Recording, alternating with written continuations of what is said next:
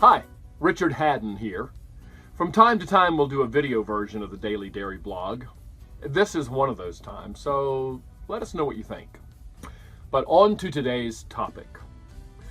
You know, the longer I live, the more acutely aware I become that we live in an ever-evolving world. For instance, have you heard that the Chicago Manual of Style has just decreed that because the English language evolves, we can now use what's called the singular they? That's right, we no longer have to say he or she or him or her when we can't or don't necessarily want to specify the gender of the person we're referring to, or when it doesn't matter. So I could say, go find a team member who's been working exceptionally hard lately and tell them how much you appreciate them. I don't have to say how much you appreciate him or her. So language evolves, and so does the world of work. In fact, my good friend, co-author, and business partner Bill Catlett doesn't even use the word workplace very much anymore. Instead, he calls it the workspace, in respect of the fact that so many of us don't really even have a place with four walls and a desk that we go to for work these days, although we're working, and gainfully so. Well, I'm not quite there yet, not ready to abandon the word workplace, but Bill and I are in furious agreement about the point that he makes. And so as leaders in the workplace, workspace, whatever we call it, we have to respond well to those changes, whether we like it or not, if we're going to continue to be relevant. But as much as some things change, some things remain the same, and I think it's really important to understand which is which. Ken Burns, the great documentary filmmaker, was speaking at my alma mater, Jacksonville University, here in my hometown a few months ago. He was great. But one thing he said that really stuck with me was this. He said, humanity's nature doesn't change, only its circumstances. And he's so right. Let's look at some of the circumstances that have changed at work. I mean, first, how we communicate and how we use technology to do that and other things. Secondly, the official relationship. Employee, contractor, full-time, part-time, job sharing, the whole so-called gig economy. That's changed things radically for a lot of people. And third, how long you stay in a job, even if it is a more traditionally defined relationship. That has shrunk. Average job tenure, the length of time people stay with the same employer, that's gone from nearly 20 years 2 generations ago to about 4 years today. It's not much of a stigma associated anymore with changing jobs every few years like there used to be. In fact, almost the reverse is true.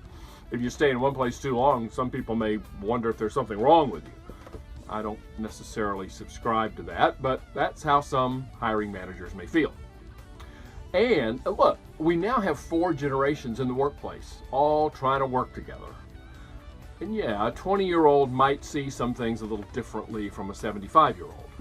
Although, frankly, I think sometimes we make a little too much of those differences among the generations. Which brings me to my point for those of us in leadership. Here's the thing.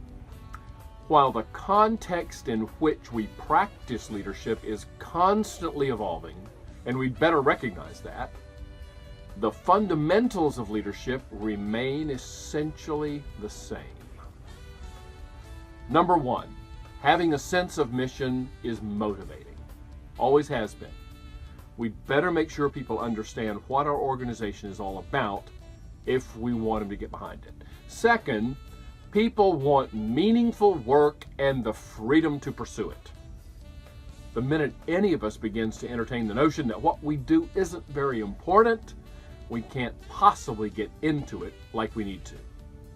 And if our boss or the company or the system is somehow stepping on our crank or has their foot on our air hose so we can't actually do what we've been charged to do, we're not going to put up with that for very long.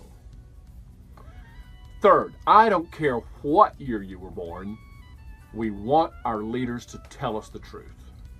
By that I mean, how am I doing?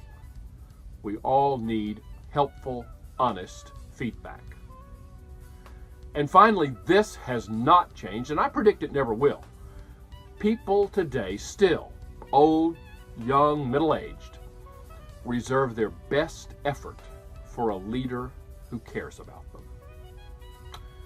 So, some things change, some things never do.